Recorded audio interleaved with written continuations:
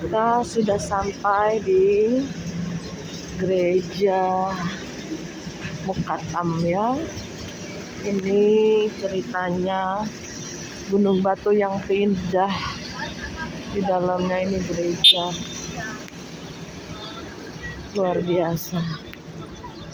Mujizat Tuhan terjadi di mana gunung batu ini pindah 3 km dan di dalamnya akan digali menjadi ruangan untuk ibadah. Kita sedang masuk ke gereja Bukit Mukatam di mana dibangun dari gunung batu. Shalom, shalom. Shalom Habibi. Shalom. Shalom Makas. Ibok, Jabal Fatah.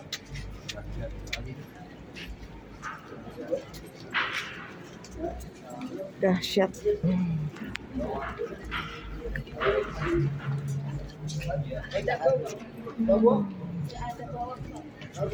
Saudara, disinilah kita akan mengadakan ibadah. 15.000 bisa muat ya. Kita akan ibadah di tempat ini. Kita sebentar akan mengadakan ibadah di gereja sampah ya, di mana Bukit Batu ini pindah sejauh 3 km karena waktu itu abad keberapa ada seorang raja yang ingin menindas seorang Kristen dan disuruh untuk memindahkan gunung. Ada di Firman 1, biji sesawi saja memindahkan gunung. Terbukti dengan adanya gempa dan Bukit Batu ini, gunung ini pindah. Dan di Bukit Batu inilah dibangun sebuah gereja namanya Gereja Bukit Mukatam, dan kita akan mengadakan ibadah sementara di tempat ini. Oke. Memisahkan kita, kau sahabatku, kau saudariku, tiada yang dapat memisahkan kita. Ini namanya gereja sampah ya saudara. Di balik Bukit Batu ini ada satu gereja yang muat 15.000 orang. Ya.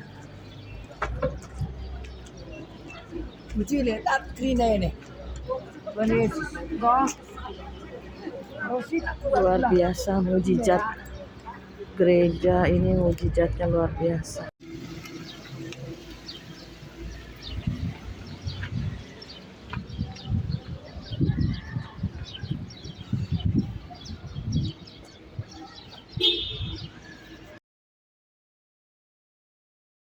Shalom Bapak Ibu yang dikasihi Tuhan. Saya mengucap syukur pertama kali saya berada di tempat ini. Saya percaya Tuhan yang menyuruh ke tempat ini. Karena kemanapun Tuhan undang, dari gereja-gereja manapun kita layani. Karena saya percaya saya ambil waktu untuk Tuhan Sabtu Minggu ya, untuk melayani Tuhan. Kayak kemarin kami ada pelayanan di Bani Kedar, orang-orang Muslim ya, mereka mau berkumpul, mereka boleh mendengar kabar keselamatan ya. Saya yang punya rumahnya bilang, Bu Maria, jadi saya nggak berhutang karena ada teman-teman yang dia kenal sehari-harinya, dia undang dan juga undang saya, dia berkatin mereka ya. Jadi saya kayaknya nggak berhutang karena bisa menyampaikan kabar keselamatan, Injil diberitakan, dan terserah nanti pekerjaan Roh Kudus dan mereka nanti Tuhan lawat ya. Jadi saya bilang iya, jadi hati saya lega katanya. Karena kita banyak penginjilan juga ke orang-orang yang belum mengenal Kristus ya. Bahkan mereka mungkin terkukung dengan agama, keluarga, keturunan ya kan. Setidaknya pernah mereka mendengar ya, ada nama juru selamat yang menyelamatkan semua umat manusia ya. Jadi Sabtu Minggu saya sibuk dalam pelayanan, Senin sampai Jumat saya ngurus cucu ya, jaga cucu lah karena orang tuanya bekerja dua-duanya, dan juga ngurus suami yang kemarin 5 bulan yang lalu kena stroke ringan ya. Jadi saya bilang memang kita melayani Tuhan itu harus benar-benar dalam porsinya. Jadi kita harus punya hubungan pribadi dengan Tuhan, itu yang utama. Jadi bangun saat teduh dengan Tuhan, berdoa tiap hari dalam baca firman. Kedua, juga keluarga kita penting ya. Jangan sampai kita pelayanan keluar tapi keluarga terbengkalai. Tidak ada mesbah, tidak menjadi imam di tengah keluarga. Karena saya juga dulu waktu masih muda, saya pernah ngikut mission trip gitu ya. Ke Lampung, ke NTT, kemana gitu. Nah, terakhir saya dengar yang kami rekan sekerja Allah itu, anaknya ada yang narkoba, berantakan. Karena orang tuanya kedua-duanya pelayanan ke sana ke sini, ke pulau-pulau gitu ya. Jadi kita harus bangun keluarga yang kuat di dalam roh Tuhan ya.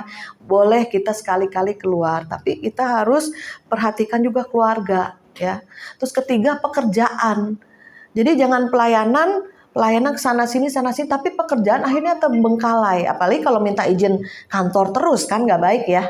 Maksudnya, saya izin nih mau pergi pelayanan gitu ke kantornya. Tapi kan lama-lama bosnya bilang, mendingan nggak usah pakai orang Kristen. Ya, banyak izinnya untuk alasan pelayanan, untuk alasan gereja atau apa ya. Nah, disitulah kita jangan seperti itu, harus kita porsinya ya. Pribadi hubungan dengan Tuhan, baru keluarga, dan baru juga pekerjaan. Jangan sampai kita pelayanan itu menjadi motivasi untuk dikasih uang gitu kan. Kadang kan mereka pelayanan kan ada yang nitip amplop, pelayanan pelepasan, pelayanan apa gitu ya, atau pelayanan di rumah-rumah atau di gereja-gereja atau di desa-desa ya. Tapi kembali lagi ke motivasi ya, maksudnya melayani Tuhan karena mengasihi Tuhan, karena mencintai Tuhan, karena Tuhan sudah menebus kita, Tuhan sudah berkorban bagi kita ya.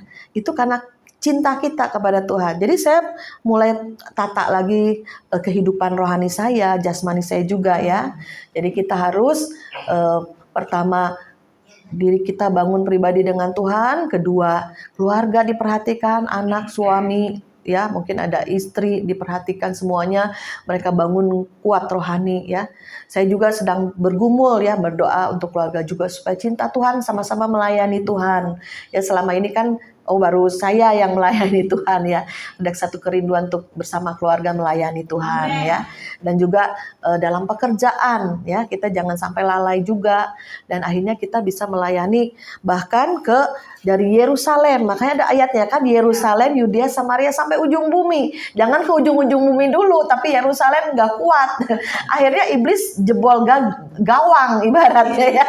Akhirnya keluarga kita terbengkalai, keluarga kita sakit, keluarga kita kepahitan. Saya ketemu dengan anak hamba Tuhan. Dia orang tuanya pendeta, tapi dia Muslim, maksudnya pindah agama. Waduh, saya bilang kenapa? Sedangkan ayah kamu masih jadi pendeta ya di satu kota.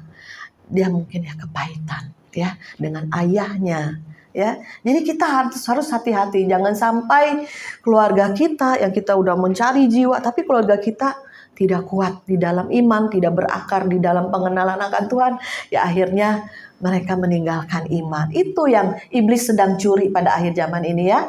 Puji nama Tuhan, ini sekedar permulaan dulu ya dari khotbah ya.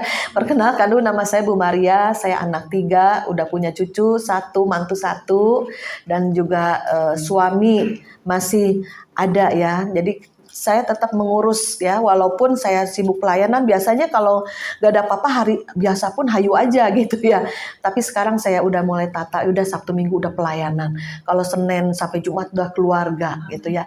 Walaupun saya pekerjaan ada toko apa udah saya serahan sama anak gitu. Udah mereka bisa ngatur toko pekerjaan saya yang saya geluti 20 tahun itu bisa mereka nurun ke anak-anak. Itu puji Tuhan, luar biasa saya bilang ya.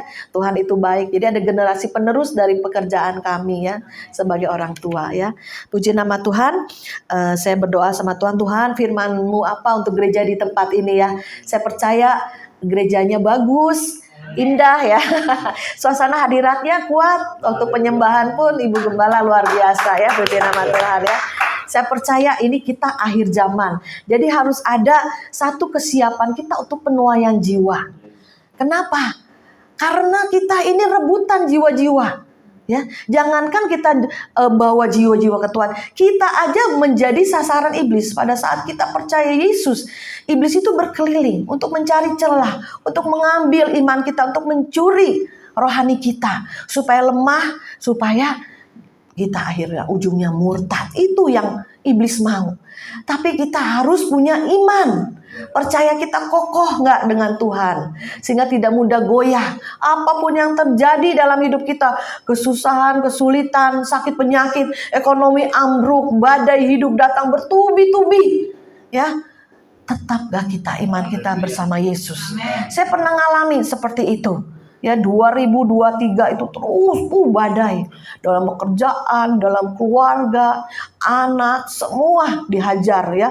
Ibaratnya kita punya kuasa, ya. Pentakosta kan ada kuasa Pentakosta, urapan Roh Kudus, bahasa roh, ya kan, ada kuasa. Wah, saya tengking nih, saya usir di badai dalam nama Yesus, badai berhenti dalam hidupku, gitu kan. Tapi stop, kata Tuhan. Jangan kamu tengking, jangan kamu usir masalah, jangan kamu usir problem-problem hidupmu, tekanan hidupmu.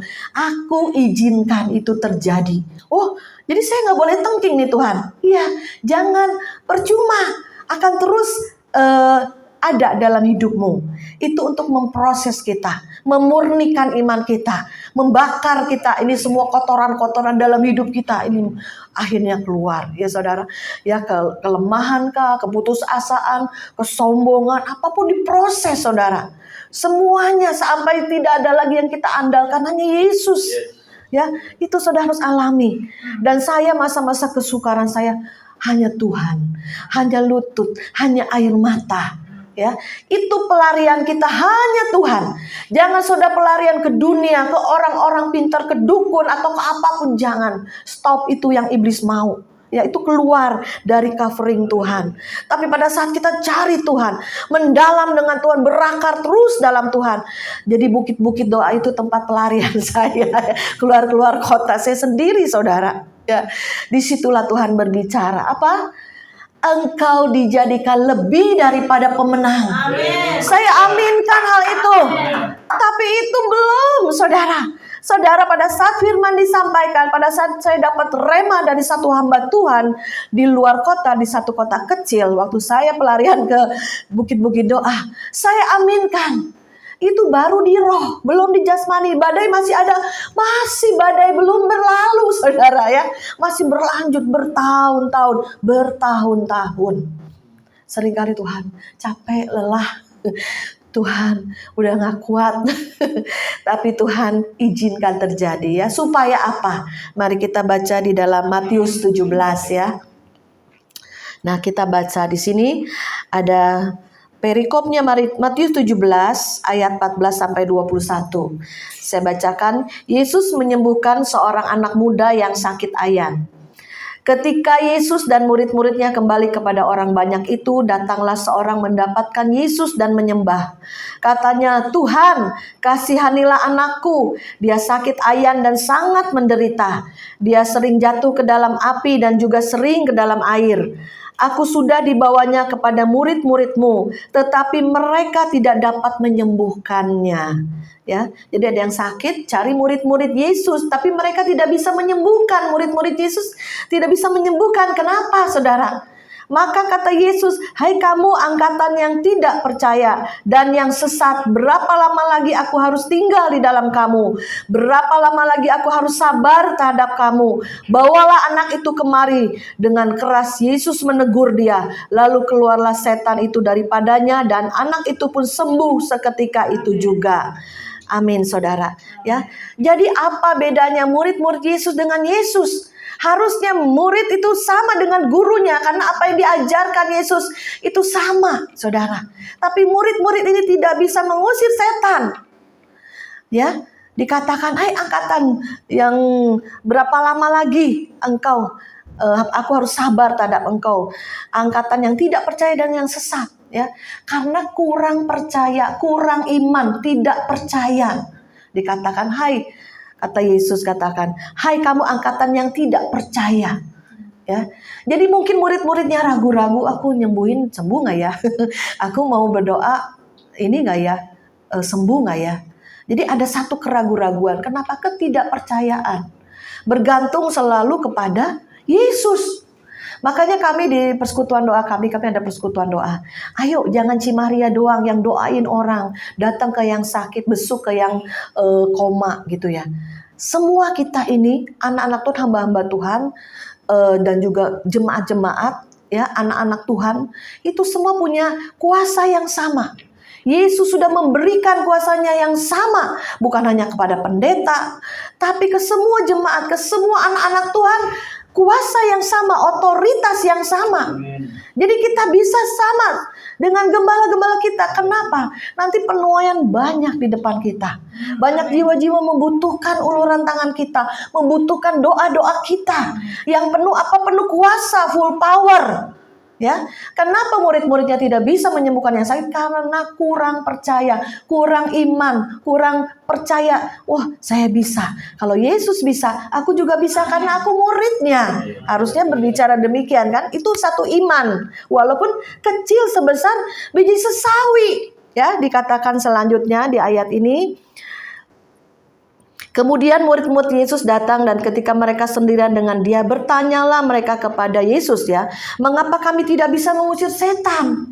Ya. Dan Yesus berkata, ia berkata pada mereka, karena kamu kurang percaya, kurang iman, hatinya ragu-ragu, bimbang. Oh, bisa nggak ya aku doain orang? Oh, bisa nggak ya aku menyembuhkan? Padahal Yesus sudah memberikan amanat agungnya. Pergilah, jadikanlah semua bangsa muridku. Ya, maka disertai tanda-tanda ajaib. Usirlah setan-setan, sembuhkan yang sakit, bangkitkan yang mati. Amin.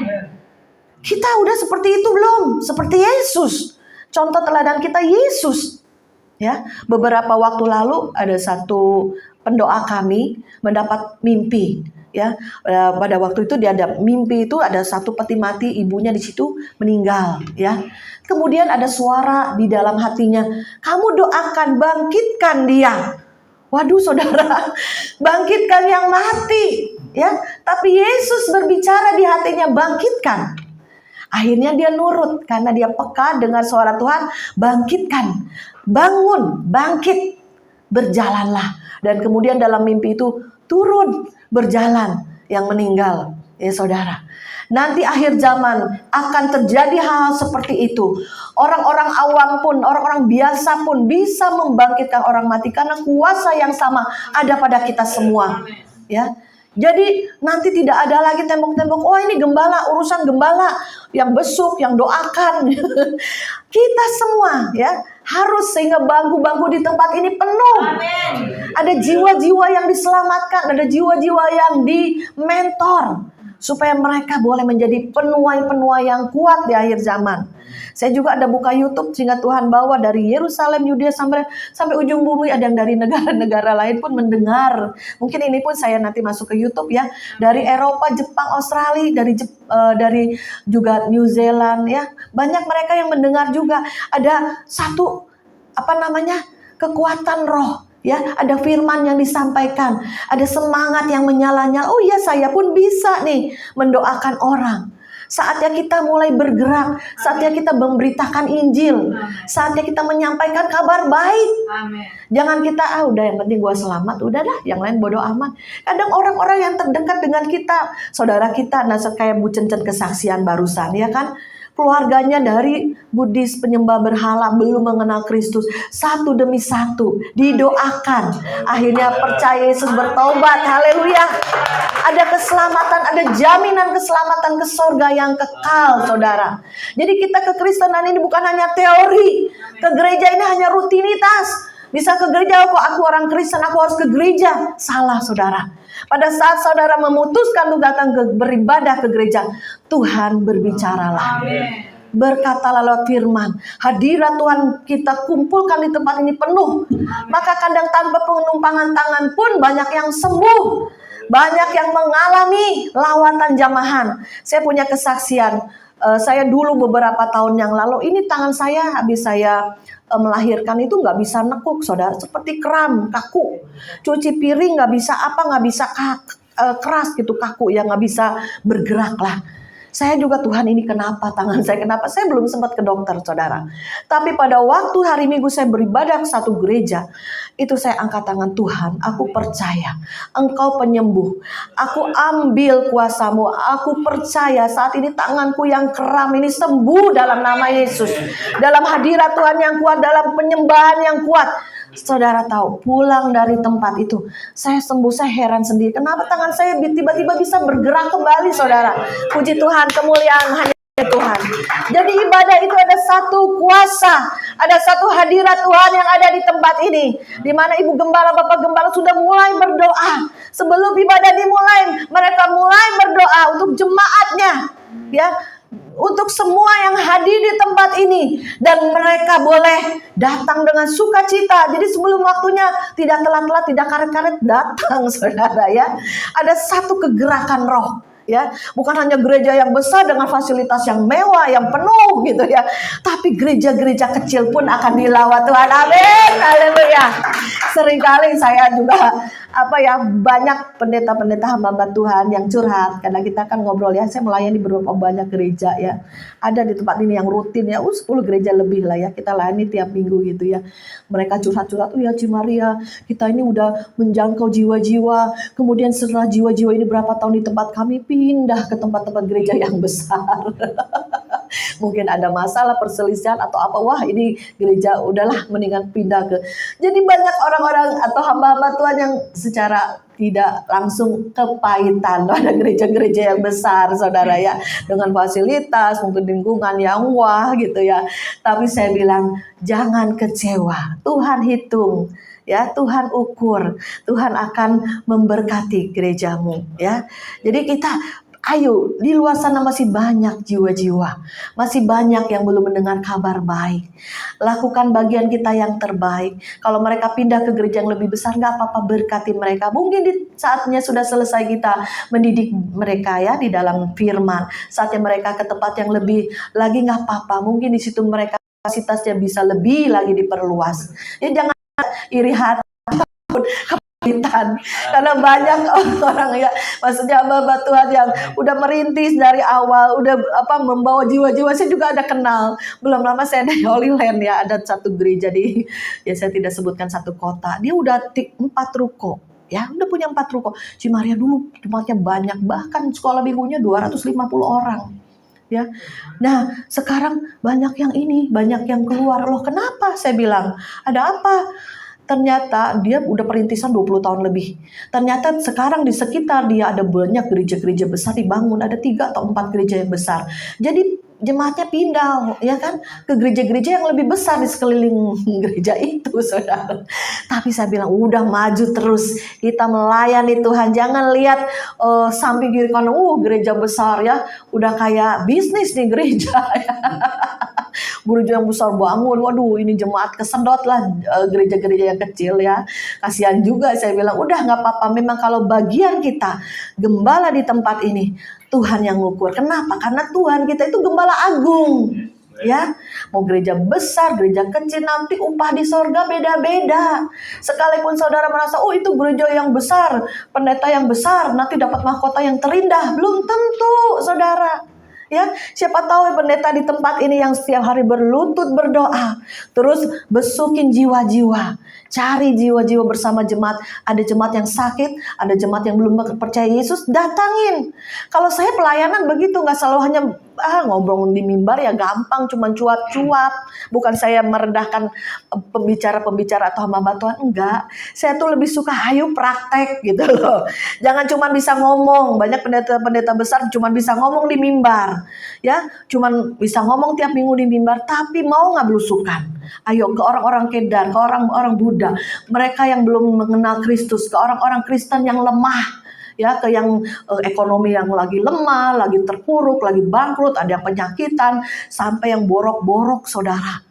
Wah, orang-orang yang ini kadang tutup hidung, saudara, nggak berani bau. Tapi Tuhan, puji Tuhan, kalau saya orangnya nggak cepat muntah, saudara ya. Kalau kita melayani sampai ke tempat seperti itu, sampai pernah di satu hari ya, di tempat Bu Cencen itu datang dengan kaki bengkak, darah itu masih meleleh-meleleh, saudara. Nanah. Aduh, kita sampingnya memang udah ada bau-bau. Tapi saya salut sama Bu Cencen juga, ngepelin udahannya. Jadi di rumahnya ada ngumpulin orang-orang juga untuk berdoa, untuk memuji Tuhan, untuk mendengar firman. Ya, jadi mau nggak kita seperti itu, saudara? Ya, kadang orang-orang penyakitan, oh jangan, nanti kita ketularan loh. Waduh, jangan iman seperti itu, saudara. Ya, roh yang di dalam kita, ada kuasa yang di dalam kita. Pada saat kita mendoakan yang sakit, semua virus harus mati. Amen. Harus pergi. Saya COVID tetap buka persekutuan doa. Bahkan Bu Cencen ke pasar kemana nggak pakai masker. Kenapa? Ngap katanya. Dia mungkin ada asma atau apa ya. Tapi puji Tuhan ya, di situ maksudnya keajaiban Tuhan dalam kita pelayan-pelayan Tuhan dimanapun Tuhan tempatkan gitu ya. Kemuliaan Tuhan dinyatakan ya. Ayat selanjutnya dikatakan, ia berkata kepada mereka, maksudnya murid-muridnya, karena kamu kurang percaya. Sebab aku berkata kepadamu, sesungguhnya sekiranya kamu mempunyai iman sebesar biji sesawi kecil saja, kamu dapat berkata pada gunung ini, pindah, dan pindahlah ke sana. Maka gunung ini akan pindah, dan takkan ada yang mustahil bagimu dan bagi orang yang percaya. Ya, jadi jenis ini kadang ada setan-setan, ada berbagai jenis, saudara. Ada yang kerocok-kerocok, ada yang sampai tingkat tinggi. Jenis ini tidak dapat diusir kecuali dengan berdoa dan berpuasa. Jadi orang Kristen harus dibiasakan untuk berdoa dan berpuasa, apalagi pada masalah-masalah yang besar, yang berat. Ada berapa orang-orang konseling lewat YouTube ya, saya kan taruh konseling. Ada masalah-masalah yang berat-berat sekali. Ayo Bu, mulai ambil doa puasa. Mungkin selama hidupnya belum pernah berpuasa. Saatnya ayo merendahkan diri di hadapan Tuhan. Ambil kekuatan roh. Ya, salibkan dagingmu ya untuk bisa lapar, haus, perintahkan perut jangan kerocokan, jangan keruyukan gitu maksudnya. Aku sedang berdoa dan berpuasa. Perintahkan tubuh kita supaya kuat berpuasa. Ya, bahkan ada yang sakit bisa sembuh dengan berpuasa. Ya, ada jenis-jenis yang harus kita lakukan doa. Ya, doa apa? Kadang doa permohonan, doa ucapan syukur, doa syafaat. Ada satu lagi doa peperangan, deklarasikan imanmu, pernyatakan firman yang telah engkau pernah terima dengan rema. Ya, misalkan, oh Tuhan, pernah aku dengar rema, Tuhan engkau sudah jadikan aku lebih daripada pemenang. Engkau sudah membuka kain kabungku dan mengikat pinggangku dengan kekuatan. Diperkatakan terus firman. Hai iblis, dengar ya, aku lebih daripada pemenang. Nyah engkau dari kehidupanku dalam nama Yesus. Ya, segala masalah-masalah apapun usir, penyakit apapun usir dalam nama Yesus. Ya, jadi kita harus on fire, harus kuat roh kita. Jadi iman kita kokoh. Tuhan hanya minta sebesar biji sesawi. Saya belum lama dari Israel, saudara. Biji sesawi itu kecil sekali, kayak selasi, saudara ya. Lebih kecil lagi, ya, kayak shiwit itu ya, kecil banget. Tapi pada saat ditanam bisa tinggi 3 meter, saudara. Dan burung-burung pun bisa bersarang di sana. Ya, jadi imanmu walaupun sedikit, Tuhan, masalah ini aku udah gak kuat, mustahil, gak mungkin, gak ada jalan keluar.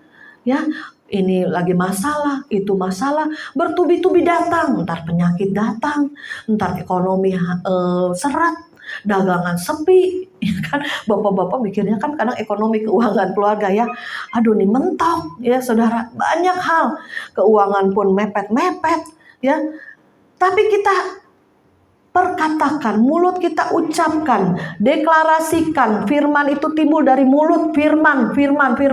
Orang lain boleh sepi, tapi saya rame. Udah rame belum? Walaupun belum. Perkatakan, ucapkan, saudara ya. Dimana sekarang deal di rumah atau jual beli tanah susah, jual beli mobil susah, tapi aku dibedakan Tuhan. Dikatakan. Ya seperti saudara saya Yakub juga kemarin ada deal mobil, jual beli mobil. Ya itu ada suara Tuhan, itu susah, udah diambil sama BCA karena dia nyicil ya, udah ditarik, udah berapa kali bayar tapi udah nggak sanggup bayar. Ya itu susah ngurusnya, bisa ada dia datangkan pembeli ya. Tapi ada suara waktu dia mandi, kamu urusin masalah ini, urusin mobil ini. Ya udah susah, sulit. Udah ditarik sama pihak asuransi BCA-nya. Tapi disitulah Tuhan berkarya, bekerja. Maka sebab itu harus dengar suara Tuhan. Bangun setiap hari keintiman dengan Tuhan. Gak bisa sebulan, 2 bulan, 3 bulan, bertahun-tahun. Saya juga bisa peka dengan suara Tuhan. Kenapa? Bangun hubungan dengan Tuhan dalam pujian, penyembahan, dalam doa, dalam firman, dalam melayani jiwa-jiwa.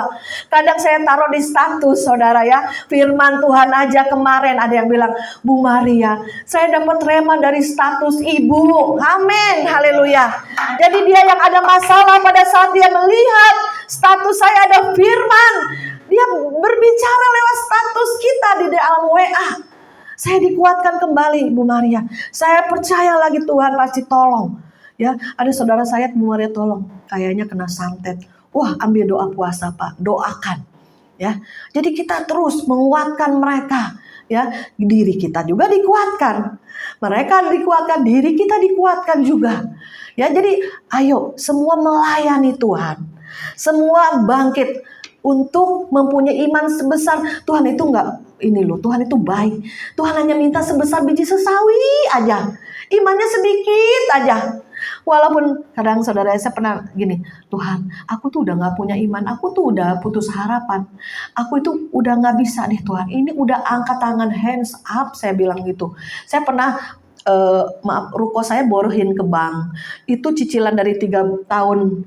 Cicilan hanya dari 3 tahun itu hanya bisa bayar bunganya saja selama 3 tahun. Pihak bank udah nggak bisa. Jadi langsung pinjamannya dengan bunganya langsung di flat. Waduh, berapa kali lipat, 5 kali lipat, itu aja udah ngos-ngosan bayar bunga doang. Udah hands up saudara saya. Suami udah hands up, udah Tuhan, ruko yang Tuhan kasih udahlah kalau kejual-jual dilelang-lelang lah gitu ya. Tapi Tuhan itu ajaib. Suatu hari suami saya tulis di permohonan doa. Jadi di gereja ini juga bagus ya. Contoh ada kertas tulis permohonan doa. Jadi jemaat yang datang, yang punya masalah, ada tulisan ini saya masalah ini saya ini. Jadi pengerja di sini mendoakan ya yang bermasalah-masalah apapun juga. Nah, nggak lama pada saat suami saya tulis permohonan doa, saudara. Waduh, mujizat Tuhan terjadi. Nggak lama dari situ, saudara. Itu hutang saya tuh ratusan juta dari tahun 2003. Itu ratusan juta, bukan sedikit. Tahun itu besar. Sekarang ruko itu udah bisa 2M. Ibaratnya dulu hutangnya 2M lah ibaratnya gitu kan. Mungkin ya flatnya ya 1M lah kan. Kita nggak bisa seharga itu kan. Itu tuh ratusan juta. Itu harga sekarang tuh bisa 1M. Nah, waktu di flat harus bayar banyak. Saudara tahu, suami saya itu emang kerjanya jual beli emas berlian. Jadi pada waktu saya pasang iklan satu kali itu ada orang yang jual berlian ke suami saya. Jadi dalam tempo nggak nyampe sebulan itu ada orang yang jual berlian itu. Akhirnya tahu nggak saudara, keuntungannya langsung tutup semua. Itu mujizat ya, tepuk tangan saudara. Sampai hari ini suami saya bisa mengingat kebaikan Tuhan. Karena dia yang nulis doa permohonannya itu saudara. Dalam sekejap Tuhan bisa balikan keadaanmu. Kalau dia mau Tuhan bisa. Sekarang apa masalahmu? Ya mungkin sakit, mungkin masalah keuangan, mungkin apapun masalah di dunia ini. Kalau bagi Tuhan tidak ada yang mustahil. Sekalipun engkau tidak punya iman. Seperti ada bilang, Tuhan tolong aku yang tidak punya iman. Ada kan perwira itu bilang, ampuni aku yang tidak punya iman ini Tuhan. Sekalipun saudara tidak punya iman, Tuhan akan beri iman sebesar biji sesawi. Apalagi pada saat rohmu menyala-nyala, imanmu besar karena percayamu, karena kedekatanmu dengan Tuhan. Imanmu terus akan naik ditambah. Ya, dan suatu hari saya diizinkan Tuhan pergi ke Yerusalem. Itu pun mimpi yang lama sudah terkubur. Karena gak mungkin lah ke Yerusalem, mahal. Saya itu bukan dari orang yang kaya, keluarga yang kaya, enggak, yang susah miskin, hamba Tuhan yang keliling pindah rumah 7 kali. Dan terus saya membesarkan anak. Saya pikir Tuhan harus anak-anakku lebih lagi dari saya. Saya hanya tamat SMA. Saya dulu juara, tapi nggak punya iman untuk kuliah. Jadi saya bilang, Tuhan, anak-anakku harus kuliah, anak-anakku semuanya harus kuliah. Nah, pada waktu mereka sudah selesai kuliah, jadi saya kubur kerinduan saya untuk ke Israel. Nah, saudara, suatu hari, puji Tuhan, anak saya ini yang besar ini lihat satu botol. Jadi saya tuh suka nulis kerinduan saya gulung-gulung ya, saya masukin gulung-gulung masukin. Nah, itu anak saya lihat kerinduan hati maminya sebenarnya ke Israel. Jadi pada waktu kemarin belum lama Tuhan kabulkan. Anak saya diberkati Tuhan. Mereka desek-desek saya tuh, udah mami ke Israel, cari tur. Padahal saya udah ibaratnya gimana ya, udah hilang harapan, udah nggak kepikiran lah gitu ya ke Israel. Tapi disitulah Tuhan izinkan saya untuk ke Israel setidaknya 1 kali untuk melihat di mana Yesus pernah ada. Yesus pernah menjejakkan kakinya di sana. Di mana saya sangat bahagia, saya sampai bercucur air mata juga pada waktu saya di Taman Getsemani. Itu ada batu Yesus di mana dia sebelum disalibkan, sebelum dia diambil oleh pasukan-pasukan Romawi, itu dia berlutut di batu itu. Batu itu masih ada, saudara. Pada saat saya menumpangkan tangan ke batu itu, saudara, saya menangis bercucuran air mata. Roh saya yang menangis loh. Karena disitulah Tuhan berlutut, disitulah Tuhan berdoa, disitulah Tuhan mencucurkan keringatnya seperti darah. Karena dia pun manusia seutuhnya, dia merasakan penderitaan, dia merasakan seperti kita nih sekarang, kita yang mengalami masalah pergumulan apapun. Saya percaya ada jalan keluar, ada pertolongan, ada mukjizat masih ada. Bukan iman kita tergantung pada mukjizat. Ada mukjizat, tidak ada mukjizat, kita tetap percaya Yesus, tetap kita mengasihi Dia. Ya saudara, itulah saudara, ada teman saya juga dalam pelayanan, anaknya dalam sehari lumpuh, saudara. Ya, dia menangis, saya ikut menangis karena menangislah dengan orang yang menangis, tertawalah dengan orang yang bahagia. Tapi pada saat mereka mengalami masalah, itu benar hancur hati. Saya pun hancur hati, karena dia juga termasuk rekan sekerja Allah dengan kami gitu ya. Dalam satu hari, saudara, enggak nyangka umur 27 tahun, masih bekerja, punya pasangan hidup, punya pacar ya. Dikirain sakit ini loh, masuk angin ya, pegel-pegel. Pada saat dia panggil orang untuk mengerok gitu ya, mengurut gitu ya. Nah, kemudian saudara, kaku langsung, tangan kakinya kaku, nggak bisa bergerak, masuk UGD langsung ICU. Ya, sekarang udah dari sebelum Lebaran sampai hari ini saya nengok, cuman kepalanya aja yang bisa bergerak, masih bisa bicara. Tetapi tangan kakinya lumpuh dalam 1 hari. Badai hidup itu langsung seperti halilintar menggelegar dalam hidupmu. Pernah nggak saudara seperti itu? Ya. Tapi saya percaya di balik semua ini ada rencana Tuhan. Di balik kesusahan, di balik penderitaan, di balik salib ada kemuliaan. Beri kemuliaan bagi Tuhan. Di balik salib ada kemenangan. Di balik salib ada pertobatan. Di balik salib ada di mana dosa diampuni. Kalau tanpa salib Kristus, kita akan binasa kekal selama-lamanya. Oleh sebab itu saudara, jangan anti pada penderitaan, jangan anti pada masalah, jangan tolak, jangan usir kalau Tuhan tidak suruh. Lewati, ada karaktermu yang sedang dibentuk, ada hatimu yang busuk sedang dibereskan, ada kedaginganmu yang sedang dikerat. Seperti Tuhan Yesus membersihkan pohon kehidupan kita supaya buahnya lebih lebat lagi berbuah. Ya saudara, terakhir saya tutup dengan kesaksian saya. Belum lama saya dari Israel, baru seminggu lah saya pulang ya. Nah, itu ada satu gereja, namanya gereja sampah. Kalau di Indonesia dibilangnya gereja sampah, kalau di sana gereja muktamar ya. Nah, di sanalah saya bisa melihat di mana mujizat Tuhan terjadi. Di mana ada satu sultan atau khalifah di sana di Mesir ya, penguasa di sana. Katanya, kan kekristenan mulai masuk, coba nih pendeta, kalau kamu memang benar-benar Kristen itu, Tuhanmu benar hidup. Nih ada ayatnya, seperti ayat yang saya bacakan tadi saudara. Ya, dikatakan, jika kamu mempunyai iman sebesar biji sesawi, kamu dapat katakan pada gunung ini, pindahlah dari tempat ini ke sana, maka gunung ini akan pindah dan takkan ada yang mustahil bagimu. Nih, ada gunung ya. Gunung ini tolong kamu pindahkan. Kalau enggak saya pancung kamu, saya bunuh kamu. Itu benar-benar kesaksian, bukan dongeng, bukan cerita. Firman Tuhan itu real, nyata, kesaksian. Dan seperti kesaksian ini juga nyata, saya datang ke tempatnya, saudara. Itu tempat bisa 20.000 orang bisa masuk. Ya, jadi pada waktu itu yang hamba Tuhan yang diberitahu, ya, kalau enggak saya bunuh, saya pancung kamu. Firman Tuhan Alkitab ini bohong. Ya, akhirnya, waduh, ketakutan kan. Jadi dia kontak hamba-hamba Tuhan yang ada di sekitar situ. Yuk kita berdoa. Yuk kita berdoa. Mereka ambil doa puasa, saudara. Bahkan dikatakan dalam 3 hari, saudara. Ya, gunung itu pindah sebanyak 3 kilometer, saudara. Gunung batu. Kalau di sana, kalau di sini kan gunung mah banyak pohon ya. Kalau di sana benar-benar batu kering, warnanya coklat muda. Itu gunung mereka. Di Mesir itu padang pasirnya itu luas sekali, gersang ya. Ini gunung bisa pindah 3 kilometer, saudara. Itu mujizat. Dan sampai saya dengar ya, dan Khalifah Kesultanan itu bertobat, terima Yesus. Haleluya, beri kemuliaan bagi Tuhan. Jadi ingat, setiap mujizat yang dilakukan itu biasanya Tuhan rindu untuk banyak jiwa-jiwa yang bertobat, banyak jiwa yang percaya Yesus, banyak jiwa-jiwa yang dimenangkan, diselamatkan.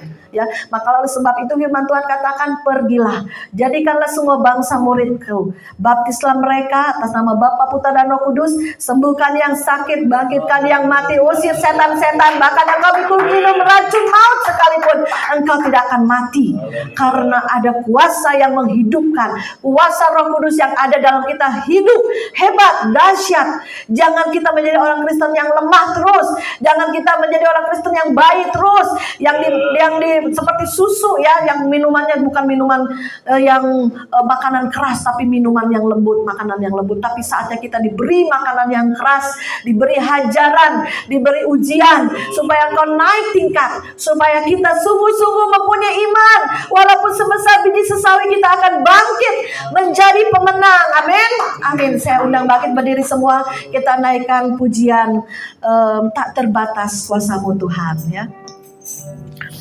Tak terbatas, haleluya, atas kuasa-Mu Tuhan, semua dapat Kau lakukan. Apa yang kelihatan, apa yang kelihatan mustahil bagiku, itu sangat mungkin bagimu di saatku tak berdaya. Kuasa-Mu yang sempurna, ketika ku berdoa, mujizat itu nyata, bukan kata kekuatan, namun Roh-Mu ya Tuhan. Ketika ku berdoa, mujizat itu nyata. Kita naikkan pujian ini sekali lagi dengan iman.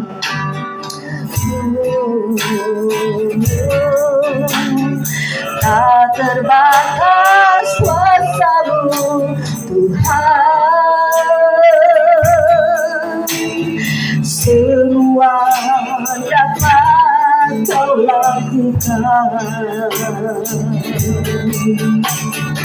Apa yang kelihatan mustahil bagiku,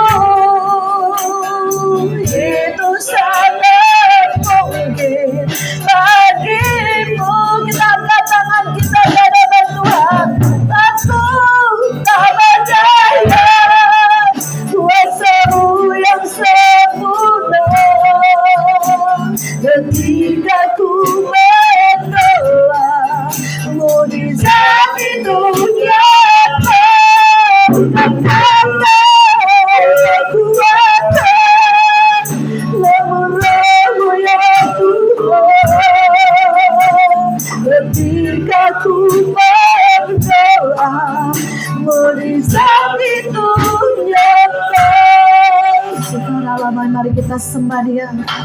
sembah Dia, angkat hatimu, angkat suaramu.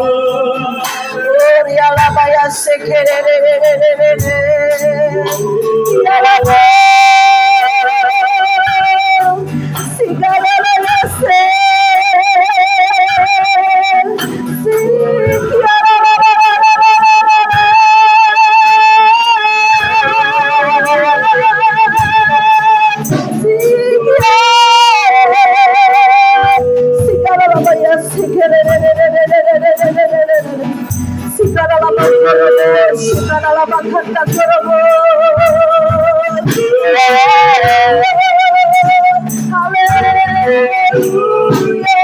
Bapa, kami selesai berbicara, tapi Roh Kudus terus berbicara ke dalam setiap hati kami.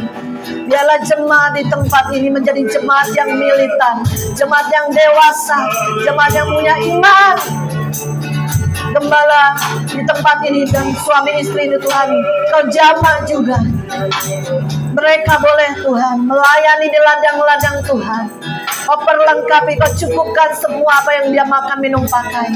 Bahkan tempat ini, gereja ini diurapi Tuhan.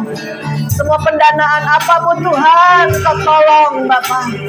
Terlebih lagi ada banyak jiwa-jiwa di luar sana Tuhan, yang membutuhkan uluran tangan kami, membutuhkan doa-doa kami yang berkuasa, sehingga ada iman timbul dari pendengaran akan firman Tuhan.